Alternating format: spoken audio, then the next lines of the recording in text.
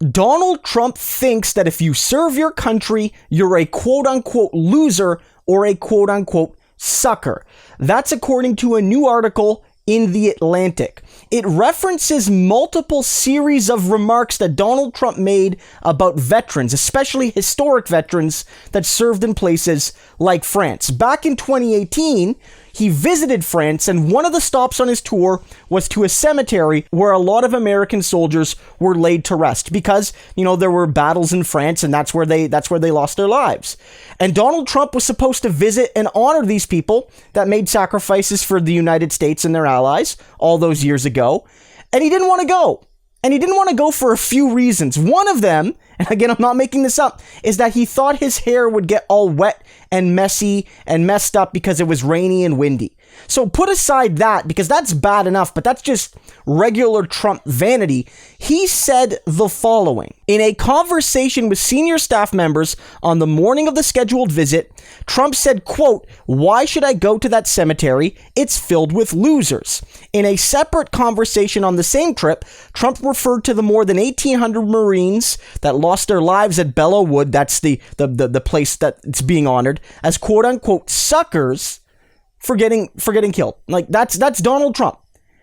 He also thinks that if you're in the military, you might as well be labeled as stupid, because he had the Joint Chief of Staff at his White House press briefing a couple of years ago, and he was talking, and Donald Trump said, "This guy sounds really smart. Why is he in the military?" And I'm going to read this out to you as well. It says here, according to eyewitnesses, after a White House briefing given by then Chairman of the Joint Chiefs of Staff, General Joe Dunford, Trump turned to aides and said, quote, "That guy is smart. Why did he join the military?" So Donald Trump has made it very clear that if you were unfortunate enough to fall in battle, you're a loser or you're a sucker. He said this about John McCain, essentially, when he was, taken prisoner in Vietnam. He said that. Why should I celebrate him?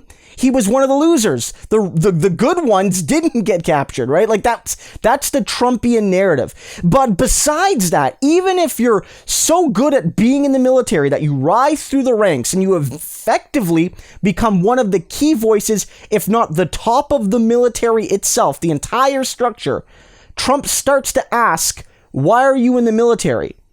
Why are you in the military? Why are you wasting your intelligence on serving the people? That's Donald Trump. And I'm not one of these people that's like raw military. I'm not. I'm really not. If anything, I think we celebrate the military too much in countries like Canada and the United States. I believe that. But I don't think that veterans are losers or suckers. I really don't. I think that's extremely disrespectful. It's extremely inaccurate. And it really does, invalidate the sacrifices that a lot of people have made and continue to make for the military. Not just, in battles, but just, how it warps your life, how you move so much. How, yes, it's an opportunity to have a good job for a lot of people, but it also demands a lot of sacrifice from you and your loved ones. And that's beyond the potential, danger of the job. I don't think veterans are losers or suckers. I don't think servicemen and servicewomen are. But what's crucial here, and Donald Trump also later on in the article basically notes that he doesn't want to see injured veterans at parades because, again, he thinks they're losers. The real ones didn't get hurt.